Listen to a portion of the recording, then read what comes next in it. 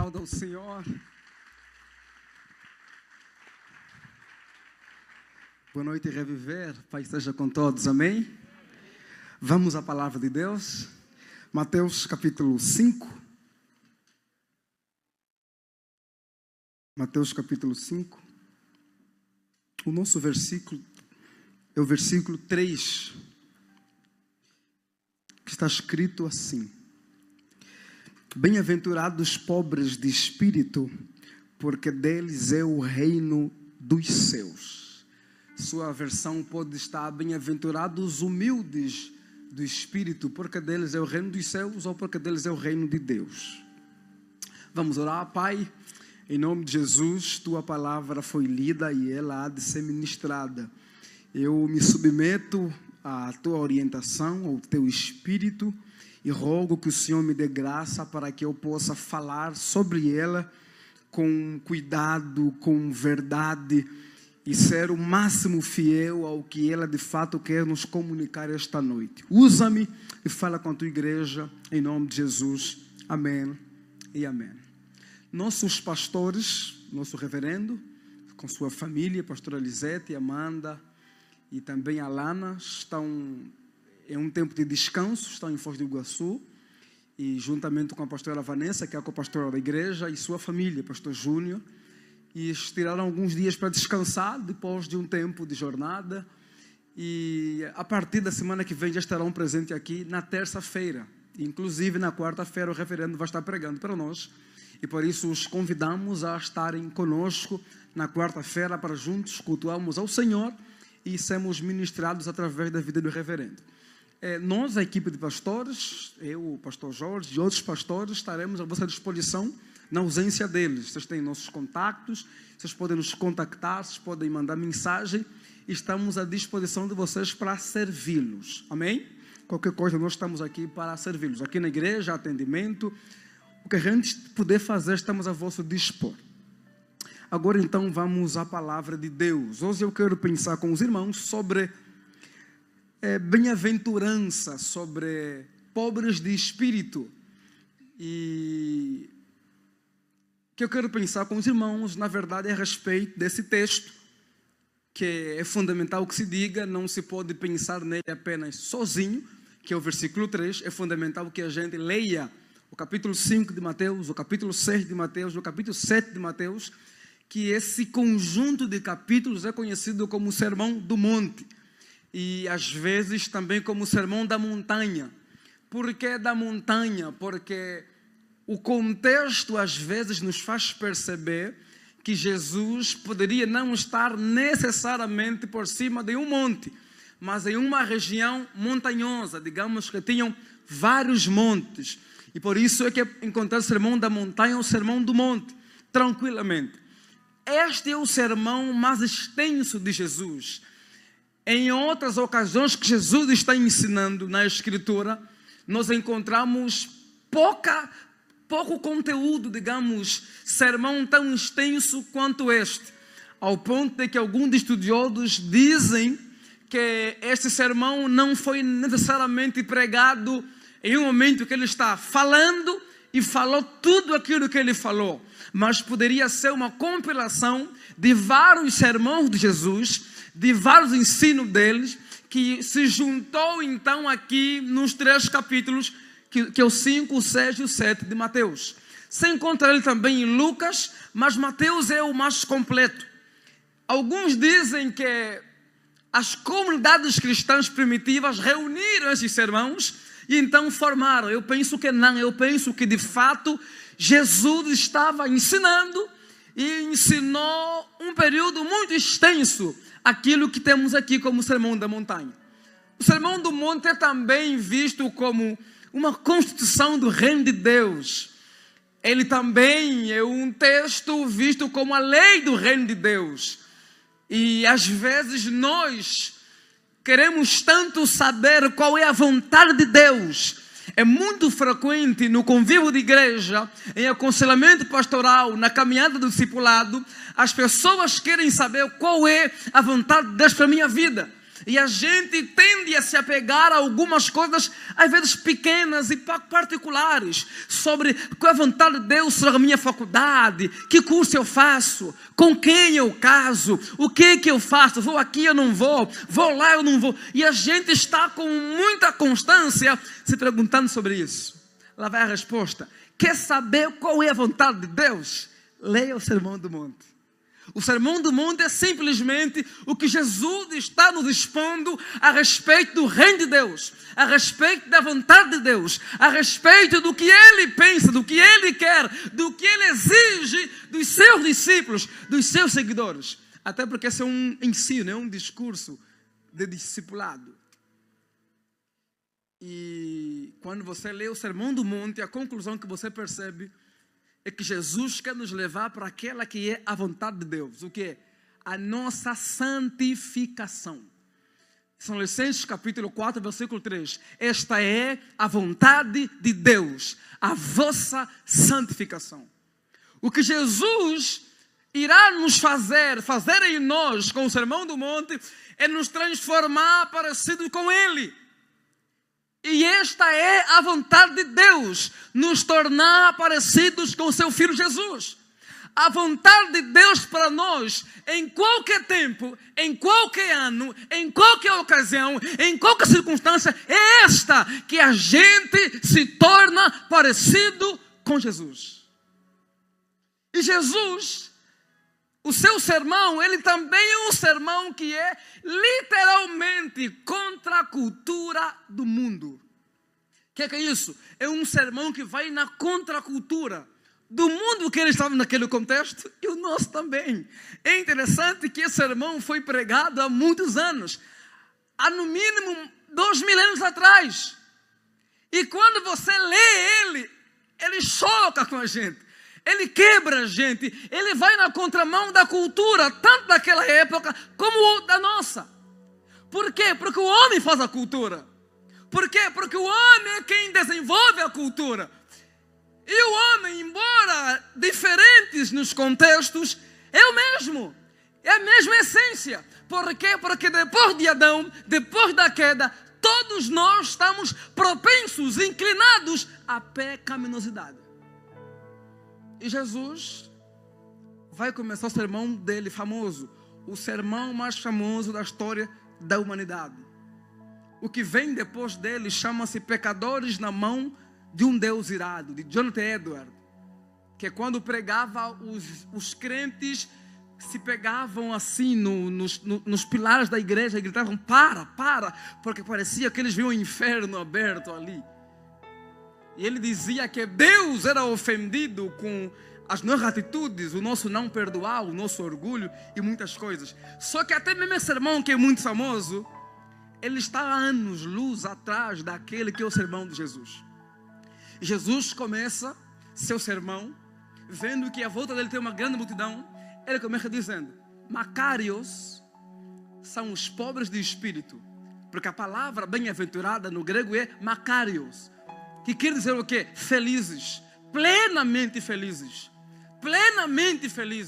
completamente felizes, são os pobres de espírito. Uau, como assim? O que tem a ver felicidade com pobreza? Como assim? Felizes são os pobres de espírito. E ele vai dizer, por quê? Porque deles é o reino dos céus. E Jesus está simplesmente contrariando tudo aquilo que era uma realidade e mensagem do contexto em que ele estava. E isso, sem dúvida, vai na contramão daquilo que a gente ouve e conhece hoje. Porque como é que a gente vai conseguir associar pobreza com felicidade? Nós vivemos num tempo em que a tirania da felicidade é uma realidade. Nós vivemos ouvindo alguém dizer o tempo todo: o que importa é ser feliz. Não importa como você vive, o que importa é ser feliz. Não importa se você vai ali ou não vai, o que importa é ser feliz. E a gente vive correndo atrás desta bendita felicidade. A gente trabalha, a gente corre atrás, nós estudamos e fizemos tudo porque estamos percorrendo aquilo que entendemos como algo fundamental, premissa da vida: ser feliz. Eu quero ser feliz. Eu nasci para ser feliz. Eu vou crescer para ser feliz. Eu vou casar para ser feliz. Vou namorar para ser feliz. Vou ter dinheiro para ser feliz. Vou chegar para ser feliz. E parece que a gente começa a descobrir que a gente chega e nunca chega. A gente nunca encontra. E Jesus vem e diz: bem-aventurados, felizes. Os verdadeiramente felizes são aqueles que são pobres de espírito. Mas antes que você tire conclusões, deixa eu explicar algumas coisas. Primeiro, é fundamental dizer o que não é ser pobre de espírito segundo Jesus.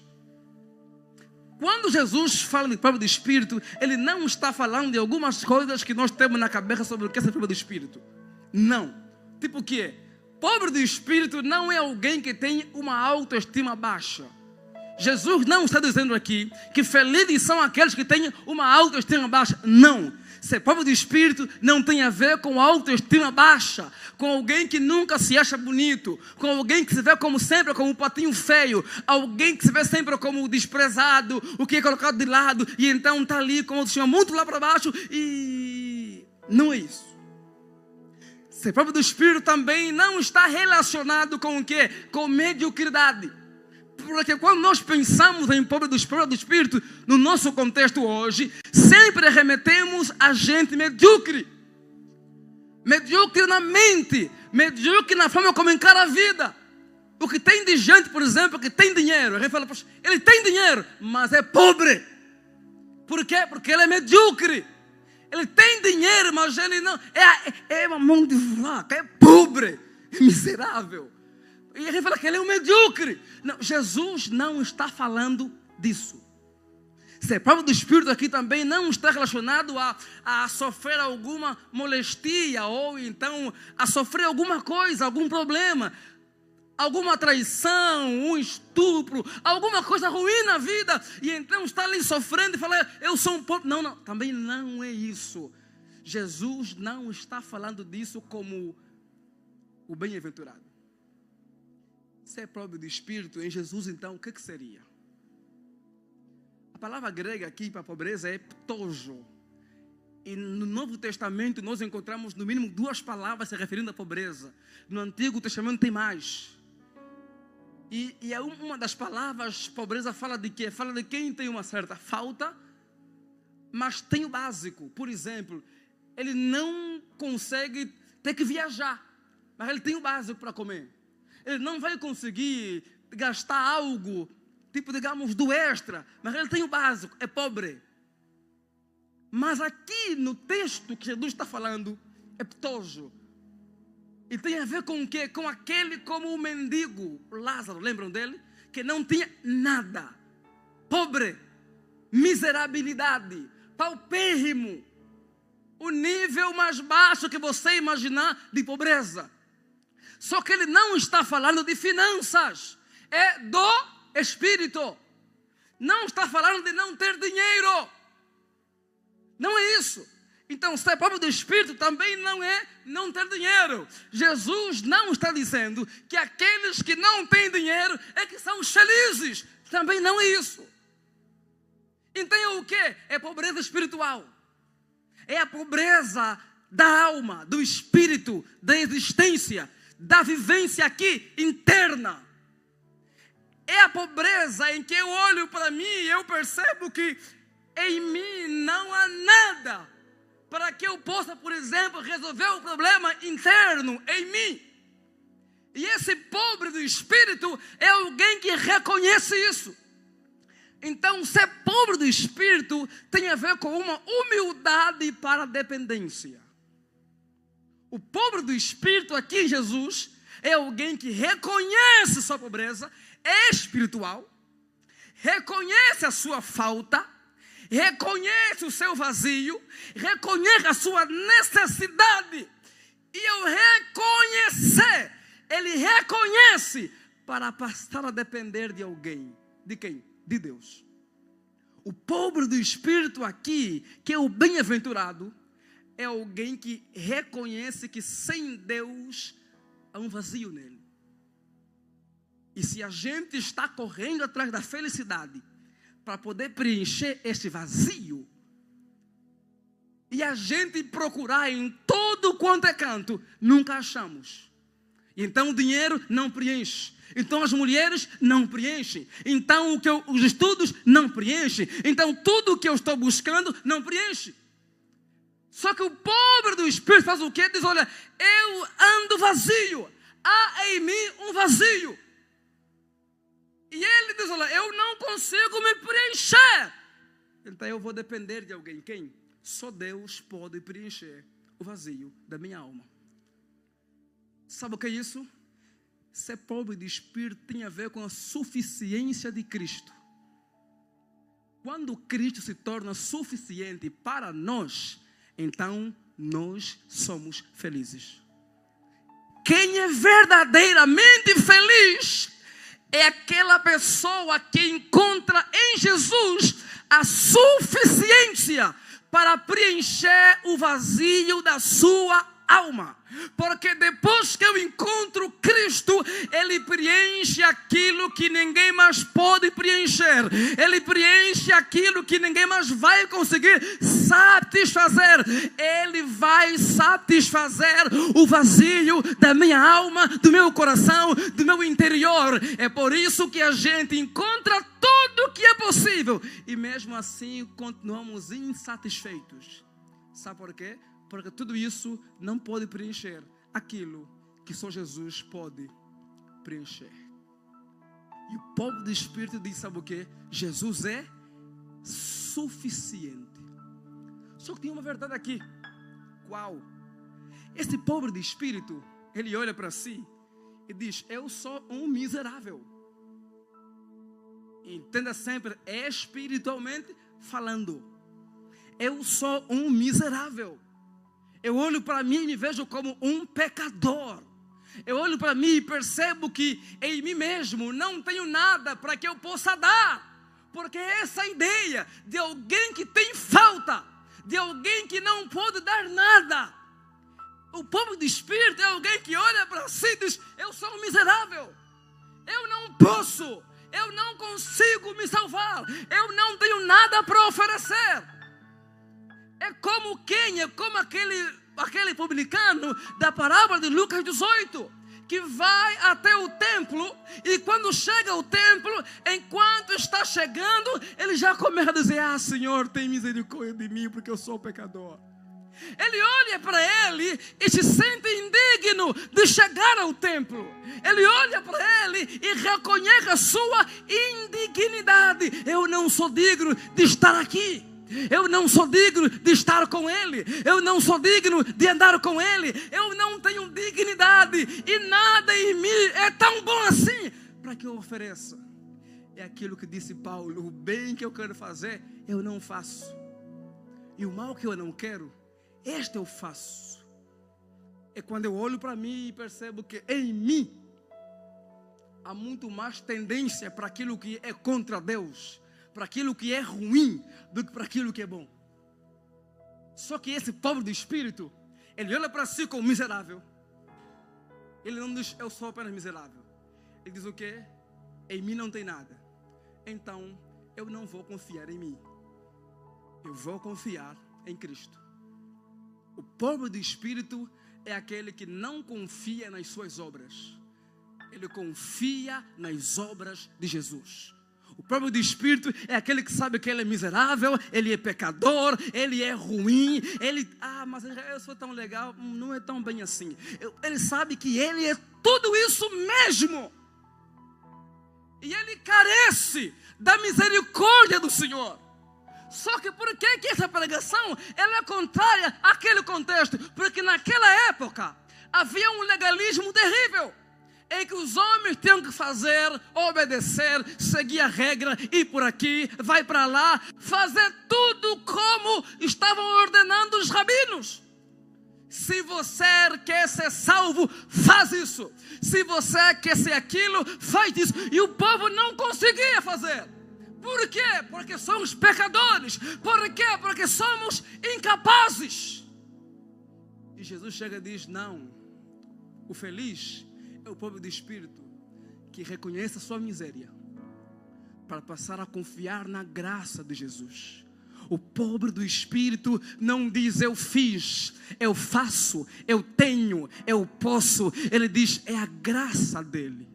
Ele confia na bondade de Jesus. Ele confia na misericórdia de Jesus. Eu não fui salvo porque eu fiz. Eu não sou salvo porque eu dei. Eu não sou salvo porque eu orei. Eu não fui salvo porque eu fiz grandes coisas. Eu fui salvo, eu sou salvo por causa da graça de Jesus. É aquilo que disse Paulo, aquele guarda em Atos 16:31. O que eu faço para que eu seja salvo? Nos tempos de Jesus, os mestres diriam: guarde a lei, guarde o sábado, vai para ali, faz aquilo. Paulo, que entendeu o que esse é povo de espírito, sabe o que é? Não é guardar o sábado, não é guardar a lei, não é o quanto você vai orar, é crer no Senhor Jesus Cristo e serás salvo, tu e a tua casa. Paulo vai, saber o que? Olha, não é aquilo que você fez, é a bondade dele, é a misericórdia dele, é a graça dele que te alcançou. Porque aquilo que você está fazendo sempre pende para miserabilidade. Então o povo do Espírito sabe o que? Ele não confia nele, ele confia em Cristo. Ele não confia no seu poder, no seu jejum, ele confia em Cristo. Ele não confia na sua bondade, ele confia em Cristo. Para minha salvação, somente Jesus. Em nenhum outro nome no céu, debaixo do céu e debaixo da terra nos foi dado, para que através dele sejamos salvos, a não ser o nome de Jesus. Pobreza do Espírito é reconhecer a minha incapacidade para me salvar, e reconhecer que só Jesus pode me salvar. Reconhecer que é só a graça dele, é só a misericórdia dele. Sabe o que é isso? O povo do Espírito, ele apela para Jesus, ele apela para a graça de Jesus, ele apela para a bondade de Jesus, porque ele olha para si e não vê justiça, ele olha para si e não vê bondade, ele olha para si e percebe que não é tão bem assim como às vezes dizem. Você é isso, você é aquilo, você é o centro do coração de Deus, você é não sei o que. Não, você não é. Sabe quem somos? Pecadores. Então como é que ele me aceitou? Não é por quem você é pela graça dele. Não é porque você é bom, é a graça dele. Não é que você é um xodozinho, é o querido. Não, é a bondade dele. A bondade dele nos alcançou, a graça dele nos alcançou, a misericórdia dele nos alcançou. Não é porque eu sou tão legal, tão atraente, é porque ele decidiu me amar incondicionalmente. Porque Deus amou o mundo de tal maneira, de forma tão grande, tão incomparável, que Deus é o único Filho, para que todo aquele que nele crê não pereça, mas tenha a vida eterna. É sobre ele, é sobre a graça e bondade dele. O povo do Espírito sabe que ele não pode salvar, porque tem outra questão aqui. O povo do Espírito é alguém que depende de Deus, passa a depender de Deus. Ele reconhece sua pobreza e vai passar a depender de Deus. Sabe como quem? Com Moisés. Êxodo 33:15. Falou: Deus, se o Senhor não for comigo, daqui eu não saio. Eu não vou sair deste deserto se tu não fores comigo. Eu não vou para terra nenhuma. Eu não vou para terra que mana leite e mel se tu não fores comigo. Sabe o que é isso? O povo do Espírito é aquele que passa a entender que não faz sentido caminhar sem ele. Não faz sentido sair do deserto para uma terra sem Ele. O povo do Espírito é aquele que diz, sabe o que é? O sentido da vida, o sentido da caminhada, o sentido da jornada está nele. Sem Ele não há caminhada. Sem Ele não há jornada. Sem Ele não vale a pena. O povo do Espírito é alguém que diz, sabe o que é? Daqui eu não saio enquanto eu viver. Todos os dias da minha vida eu viverei na presença do Senhor, porque sem ti não vale a pena, sem ti não dá, sem ti não tem como. Ser pobre do Espírito é depender completamente dele e dizer, sem Ele não tem vida, sem Ele não dá, sem Ele não vou, sem Ele daqui eu não saio. Enquanto eu caminhar e Ele estiver aqui, eu vou, mas sem Ele não tem como. Sabe o que é isso? A razão do meu caminhar não é minha família. A razão do meu caminhar não é o meu trabalho. A razão do meu caminhar não é minha saúde. A razão do meu caminhar não é o conforto da terra prometida. A razão do meu caminhar não é tudo que eu posso ter de benefício. A razão do meu caminhar é a presença dEle. É Ele. Eu caminho por Ele. Eu vivo por Ele. Eu caminho por Ele. A minha vida é dEle. Ele tem um lugar que é só dele, que ninguém mais ocupa. Por isso, sem Ele não há razão para existir. Sabe o que? O pobre do Espírito é aquele que diz, eu sou tão pobre, tão pobre, tão pobre, que sem o Senhor não tenho como conseguir sair daqui onde eu estou. Aqui onde eu me encontro, é impossível sair e ir sem o Senhor. Sabe por quê? Porque ainda que lá tenha promessas gloriosas, nenhuma delas vale a pena sem o Senhor. Moisés rejeitou uma terra que manava leite e mel sem o Senhor, para ficar num deserto sem conforto com o Senhor. Sabe por quê? Porque nenhuma terra prometida, nenhum deserto, nenhum jardim vale a pena sem o Senhor. Agora, até mesmo um deserto com o Senhor vale a pena. O povo de Espírito é aquele que diz, sabe o que é? Eu prefiro ficar sem um jardim que não tem o Senhor, para ficar num deserto com o Senhor. Porque muito mais do que possível jardim, muito mais do que promessa de clamores, eu quero a presença do Senhor. Eu preciso da presença do Senhor. Eu careço da graça do Senhor. Eu necessito que Ele esteja presente na minha caminhada. Terceiro, a ideia aqui de povo do Espírito também, sabe, tem a ver com o quê? Tem a ver com o reconhecer que é só por Ele. É só Ele. Em que aspecto, por exemplo, o ser usado por Deus? Os fariseus podiam dizer, não, nós fizemos, nós trabalhamos, nos dedicamos. E o ser humano tem uma tendência muito grande a trazer a glória para si, a trazer o elogio para si. Eu fiz. Como é que você conseguiu chegar lá? Não, eu estudei. Como é que você conseguiu fazer lá? Não, porque eu orei bastante. Como é que você conseguiu? E isso é comum. E quem pastor, às vezes, quem prega, vive isso. Como é que você conseguiu aquilo? E a gente pensa que quem encontrar alguma justificativa, a gente não consegue dizer, não é porque eu sou tão legal, não é porque eu sou o que mais ora, não é porque eu sou, é a graça dele. Como é que você profetiza? Você é do sol. Não, é a graça dele. Como é que a vossa igreja está conseguindo crescer, bombando? O que vocês fazem? Qual é o segredo? Qual é a estratégia? Qual é a ferramenta? E a gente pode cair na tentação de tentar buscar algo. Não, a ferramenta é aquela, a ferramenta é aqui. Quando na verdade a palavra, sabe qual é? Não tem ferramenta que a gente inventou. É a graça de Jesus, é a bondade dele, é a misericórdia dele. Ei, sabe por que você está onde você está? Não é porque você é tudo isso que você acha, ou tudo isso que alguns dizem, é porque a graça dele está com você. Foi ele que iluminou, foi ele que deu força, foi ele que protegeu, foi ele que criou as oportunidades, foi ele quem colocou você ali. Então, em vez de se autoproclamar, diga glórias a ele, louvor a ele, a honra dele, porque se não fosse por ele, eu não chegaria onde eu cheguei. É a bondade, é a graça do Senhor Jesus Cristo de Nazaré. a gente tende a dizer, não, eu sou legal, eu sou bom, eu estudo, eu pensei que tem muita gente estudando mais do que nós, e não chegou onde você chegou. Ah não, mas eu tenho bons contatos. Tem muita gente com mais contato que você, e não chegou onde você chegou.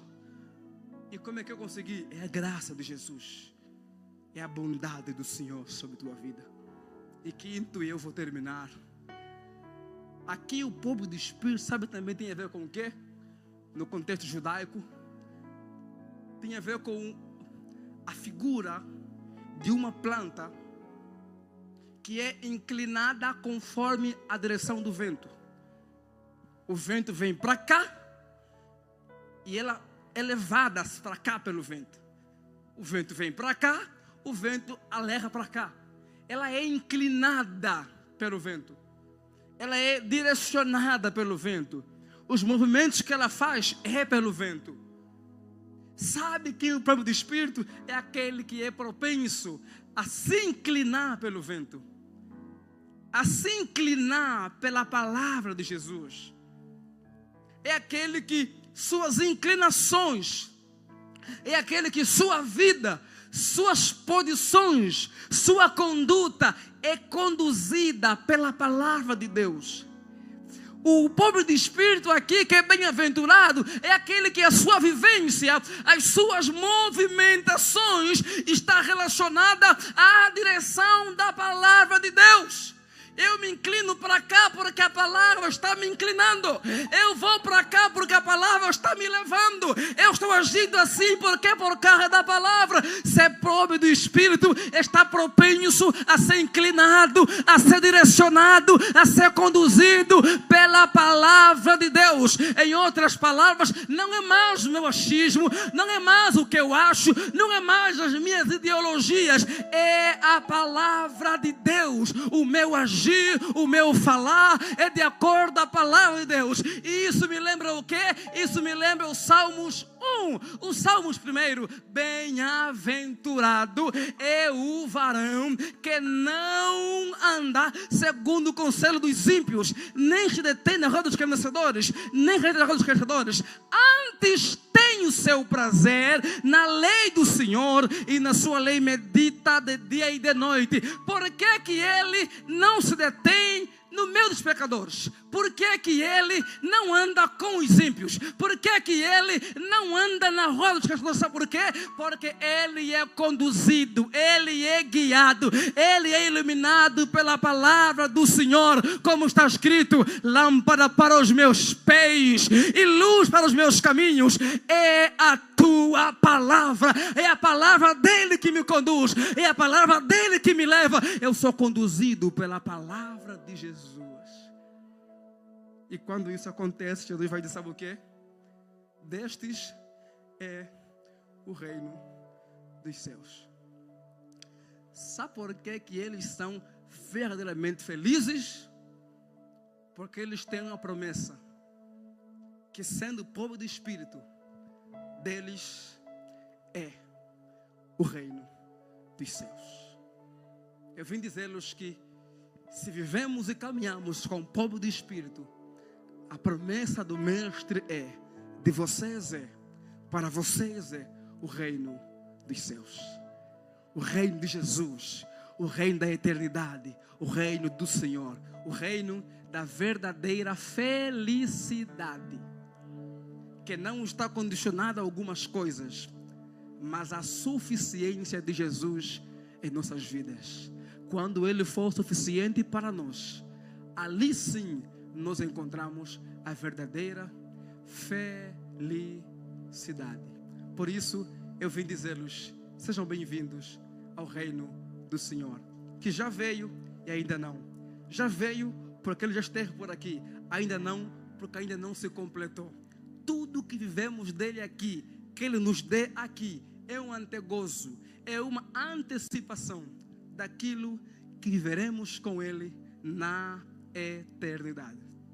Para isso, que a gente viva como pobres do Espírito, que reconheçam suas pobrezas e dependam da graça, da bondade, da misericórdia do Senhor, que reconhecem suas pobrezas e entendem que serão guiados, conduzidos, inclinados pela palavra do Senhor, que reconhecem suas pobrezas e dizem: não tenho como andar sem Ele, não tenho como ir sem Ele. Onde eu for, eu vou com Ele. Onde eu estiver, eu vou com Ele, porque sem Ele não há razão para viver.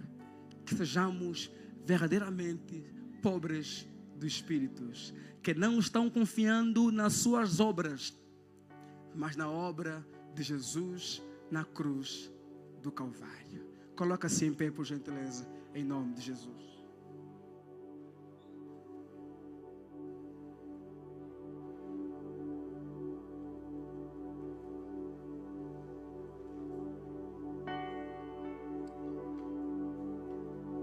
Por isso, quando você entrar nesse templo, entre com uma consciência: eu estou vindo aqui, não é porque eu sou bom, é pela graça dele, é a bondade dele. Ele me aceitou como eu estou assim, e ele tem poder para me transformar na imagem do Senhor Jesus Cristo. Porque é difícil reconhecer isso. Sabe por quê? Porque a gente vive num tempo em que o nosso eu é exaltado. Você pode, você vai, você é. Não. Ele que é. Então não entra aqui como não. É Ele. É a bondade dele. É a graça dele, é a misericórdia dele. Ele não te aceitou porque você podia. Ele não te aceitou porque você era grande. Ele te aceitou porque você é miserável, você é pecador. Mas a bondade dele, a graça dele, nos lavou com o seu sangue, nos comprou com o seu sangue e nos tornou filhos e filhas amadas e amados de Deus. Por isso é que nós nos inclinamos à sua palavra. Somos levados pela palavra, conduzidos pela palavra, porque não somos mais nós quem vivemos, é Cristo que vive em nós. Pode cantar, por gentileza. Aleluia. Tu me dás a paz que excede todo entendimento humano. Adore ao Senhor. E quando eu planejo, me mostra que é bem melhor o teu plano. Com misericórdias me cobre, derramando graça em mim. Eu desconheço um outro amor assim.